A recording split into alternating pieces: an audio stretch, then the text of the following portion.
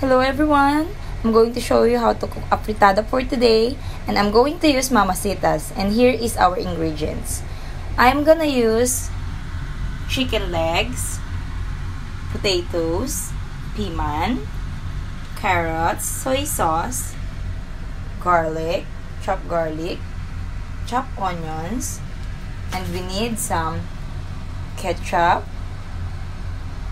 or tomato paste, black pepper, a little bit of patis or nampura in Japan. So I'm gonna show you how to cook this menu. First, mag-fry muna kayo ng garlic. Yan. And onions. So, pag naging medium brown na siya, tsaka nyo ilalagay yung chicken nyo.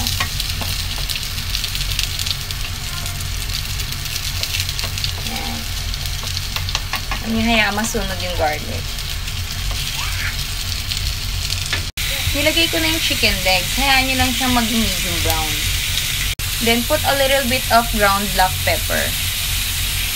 Nilagay ko na yung carrots para maging malambot na siya. Sa tingin yung medium brown na siya, isama nyo na rin yung potatoes. Medyo big yung cut niya. Yan. Then, add nyo yung Mamacitas mixture sa water, mga 1.5 cup. Then, i-pour nyo sa kanya hanggang sa ayan. Kasama ng mga potatoes.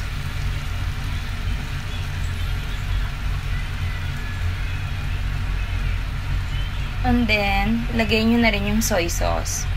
Mga 50 ml. Depende sa panlasa nyo.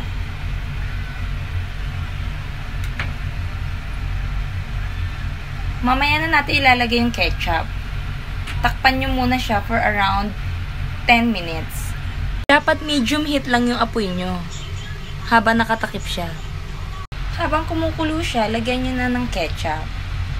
At optional yung brown sugar kasi may mga babies ako, mga bata. So, brown sugar. Siguro mga 2 tablespoons. Ayan. I-mix nyo na siya.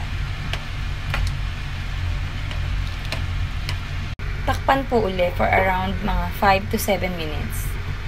Pag taken na yung sauce niya, lagyan nyo na yung piman and red bell pepper. Haluin nyo yung ilalim, baka masunog, kaya ganyanin nyo siya. Chicken afritada!